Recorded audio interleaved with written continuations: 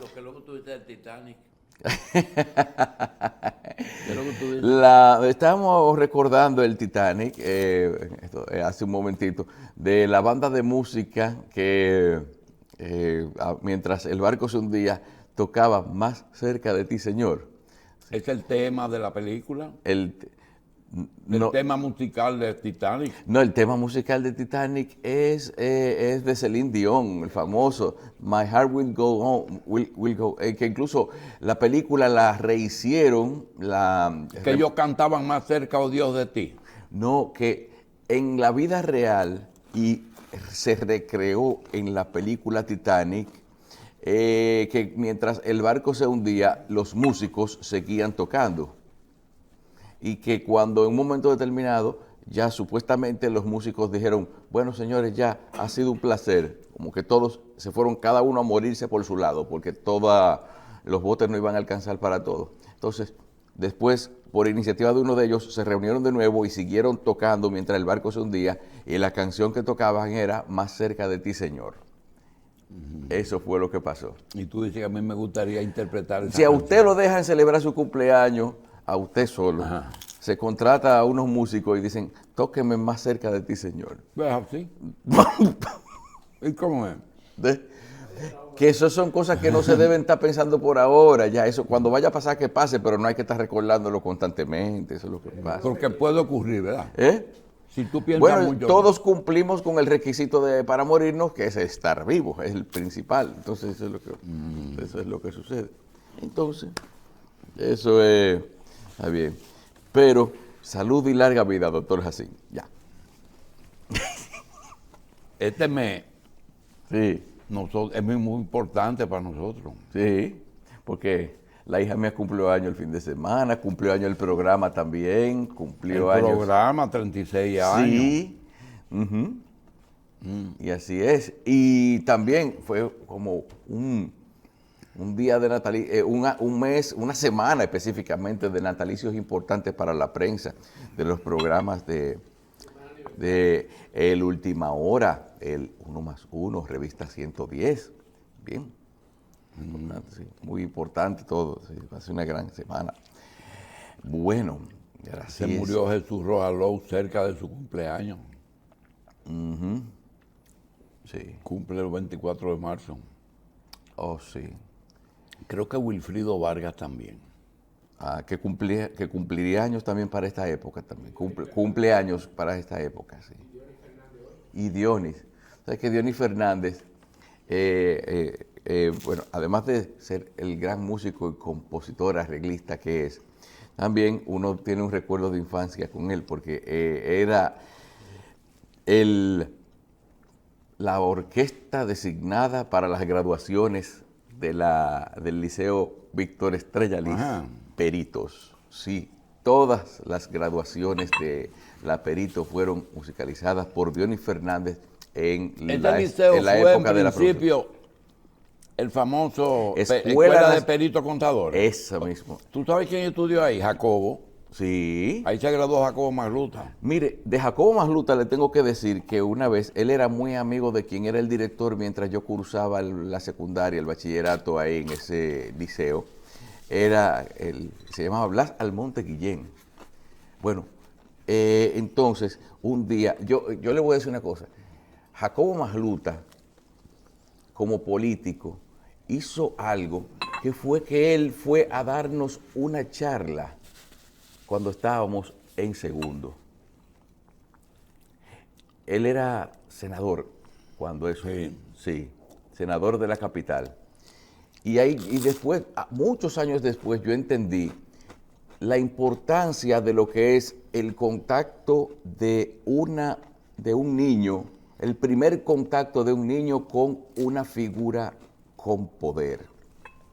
La influencia que tiene en la vida de un niño el ver a una persona con un mando, con un rango, con un cargo electivo. Oye, conocí a un alcalde, para un niño, la primera vez que un niño se ve que un alcalde le da la mano, o un diputado, o un senador, como fue el caso de Jacobo en nuestro caso, uno Y se da expresidente cuenta de la República, sí. en ese momento era allá. Entonces, y quiero que sepa, la charla que nos fue a dar, no recuerdo el tema, pero él la aclimató muy bien para dirigirse a un grupo de estudiantes de secundaria y las preguntas que nos respondió y todo eso.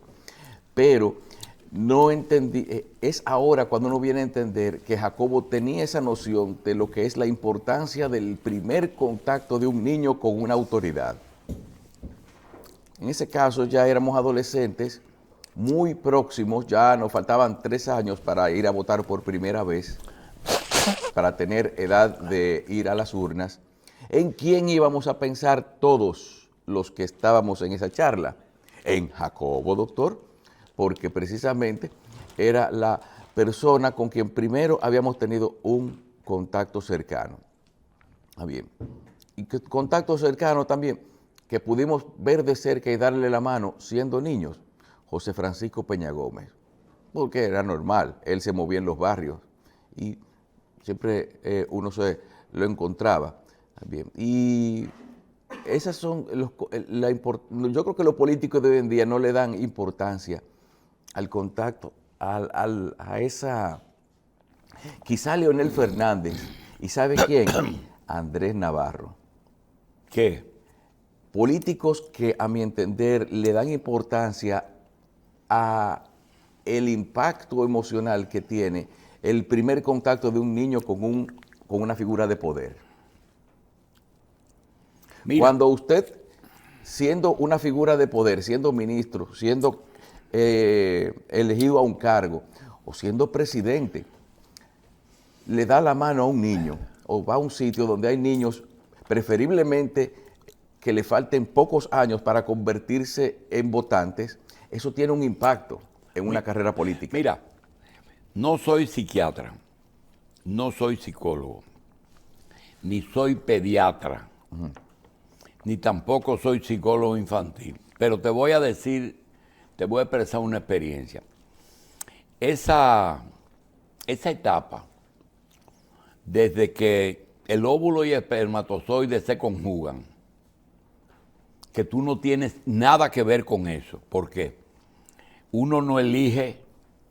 ¿Cuál de los espermatozoides tiene que llegar? No, que no elige ni el que aporta un elemento ni la que aporta el otro elemento. A ti no te preguntaron. No. Entonces, se conjugan. Sí. Desde ese momento en que se forma un ser que va tomando forma hasta que nace, en esos 9 meses, tú eres totalmente dependiente de quien te lleva adentro. Te suple lo indispensable. Y es el momento de la vida donde uno está totalmente realizado. Tú no tienes que hacer ningún esfuerzo porque todo te lo suplen. Todo te lo suplen. Por la placenta todo te lo suplen. Dicen que el único periodo de la vida en el cual el hombre realmente no tiene problemas. Exacto, pero también tiene algo. Los problemas que tiene la portadora o que tenga la portadora de ese ser humano no necesariamente lo transmite. Hay algunas situaciones que sí. Por ejemplo, lo físico, un golpe, una emoción que le haga producir algún movimiento, pero en términos generales, el estado anímico de la madre, aunque dicen alguna cosa, realmente ese es un ser independiente, totalmente feliz, no tiene ningún... Ahora, cuando sale, ¿qué es lo primero que hace? Llora, llora y hace el primer esfuerzo por respirar. Sí. Entonces ahí comienza otra etapa en que es totalmente dependiente y moriría si no le dan asistencia. Entonces, de esa edad hasta que comienza a valerse por sí mismo, que es la etapa en que ya camina, en la etapa en que ya come, en la que ya coge el biberón con sus manos, en el que llora si tiene hambre o tiene sueño. En fin, hay una etapa ahí de inicio de autosuficiencia, pero no es completo. Entonces, comienza una etapa desde ahí hasta que va a la escuela. Ya comienza a tener una influencia diferente hasta que va al prenatal, cuando le llevan la gente pobre llevaba una sillita, ¿te acuerdas? Sí. Y le iban a la escuelita, 10 cheles semanales. Pero ya era otra persona. En personas con recursos, entonces tienen la nana, pero sí. ya es otra influencia que tiene. Sí. En esa escuela hay un momento que es a donde yo quería llegar, en que se moldea el carácter y una cantidad de conocimiento que están, ese que tú dices. Comienza, yo no sé exactamente si es la edad escolar entre los 7 y quizás los 10 o 12 años, antes de la pubertad. Entonces, ahí, eso que tú dices, marca un sello Sí. que no se olvida. Es cierto. Que no se olvida. Y es, ¿quién te enseñó a leer? Sí. Esa charla que dieron ahí, mira, ese es una persona, es un presidente, es una persona de poder. Es un senador, era Entonces, en ese caso. comienzas tú a comparar los seres humanos y te das cuenta que no son iguales. Y tú dices, cuando salías del aperito y te encontrabas con el hombre que te vendía el frío, que tú sabías cómo se llamaba y que te vendía el frío, y si tú no tenías cuarto, tú se lo llevabas al otro día. Sí. Esa etapa que nunca nadie, tú la recordaste ahora con la charla que dio Jacobo en el perito. Eso, el otro día, yo te dije, con respecto a tu propuesta de que uno solamente debe de recordar las cosas agradables, pero yo no sé por qué tú piensas que la muerte es mala. La muerte es una parte de la vida. La muerte es el final de la vida. Y eso está marcado como el nacimiento y la muerte. Esos son dos. Pero no menciones eso porque ocurre. No, ocurre, pero tú tienes, no por mencionarlo, sino hacer tu agenda. Por ejemplo, le dije el otro día, creo que a Carrión fue, le dije, óyeme, 72 años es la edad promedio del dominicano varón. Significa que 82 años, 83 años, son 10 años de ñapa. Oye, sí. 10 años de ñapa, pero también te voy a decir una cosa. Cuando tú tienes esos 10 años, que primero, tu familia no va al cementerio a llevarte una flor. Segundo, no tienes una silla de ruedas. Tercero, no se te olvida todo. No se te olvida todo. Cuarto, tú puedes celebrar los 36 años de la revista, pero tú puedes celebrar los 83 años del que produce la revista. Y tú dices, bueno, ¿y quiénes comenzamos? Mira, una persona que comenzó se fue hace días. Yo lo recuerdo todos los días, me hace falta. Machi, claro ¿verdad? que sí. Machi, que estuvo activo hasta que estuvo vivo. Sí. ¿verdad? Entonces, ese recordar, que tú dices, caramba, viendo tú esa conferencia que vino a tu mente, algo te lo recordó, pero hay otro mecanismo que yo no he podido entender. ¿Cuál? Y es recordar cosas que tú no tienes previsto ni ningún motivo para acordarte. No, eso es por analogía. Un grupo de... Nosotros tenemos 2 promociones, la del bachilleres en La Salle y la de médicos en la universidad. La de bachilleres nos graduamos en el 58, la de médicos en el 64. Entonces después vienen los compañeros de trabajo, quienes trabajaron conmigo en el Gautier y después las otras actividades. Pero a ti te dicen, por ejemplo, hoy cumpleaños José Horacio Ornes Arseno. José Horacio Ornes, el primer director que me puso en posesión en el Gautier. Pero me acuerdo por el cumpleaños. Sí. Hoy cumpleaños Jesús Rojas Saló. Jesús Rojas Saló es un jugador de los hermanos, me acuerdo, conozco la historia. Hay una muchacha que se llama Angelita Collado, Angelita Collado, hija del doctor Collado, abogada. Sí. Y tenemos coincidencia, estudió en La Salle. Es decir, siendo una mujer con 50 años de diferencia entre ella y yo, porque ella debe tener 30 ahora mismo. Sí. Nacimos el mismo día. Lo que pasa es que hay eventos que son analógicos, es decir, como que cosas que les recuerdan a por alguna cosa. Por una cosa les recuerdan otra. Hay cosas que tú las recuerdas y no sabes por qué. Por ejemplo, el otro día, sin ninguna razón, me acordé de la clase de francés.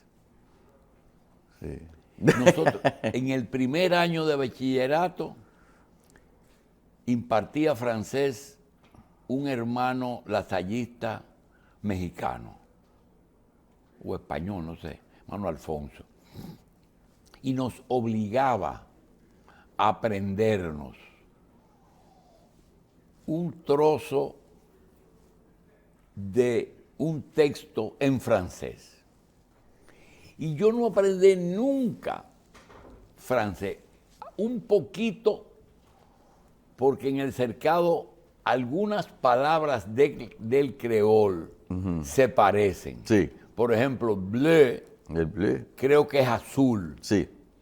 en creol y en francés.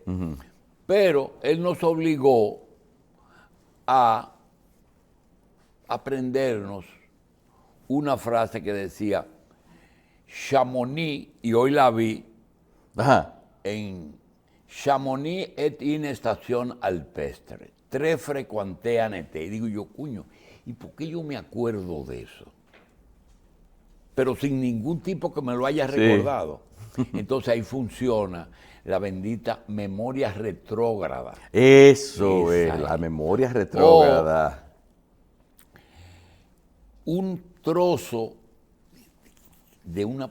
Tú sabes que yo no soy muy proclive al verso, ni a la poesía. No, claro. Pues nos obligaron a aprendernos un pedacito de algo que decía, y de buenas a primeras, yo me acuerdo de eso, sin necesidad de que ocurra un evento como... Decía, ¿por qué te asustas, ave sencilla?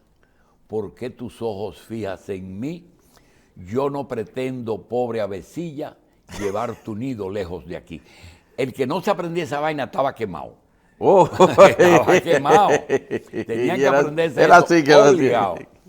Y 50 años después, yo me acuerdo que el hermano Antonio nos obligaba a aprendernos ese versito, ¿verdad?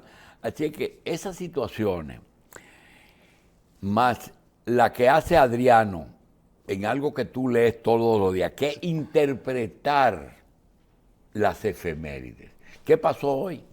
No, claro, don Adriano fue haciendo algo que se llamaba Diario de la Independencia, como usted dice, una interpretación, una traducción a términos, a una forma de informe noticioso de lo que eran los hechos históricos que estaban ocurriendo en el año que se declaró la independencia.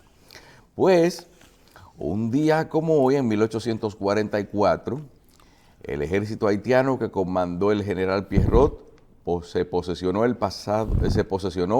en Dajabón en preparación de su avance hacia Santiago y no se ofreció resistencia a las tropas haitianas.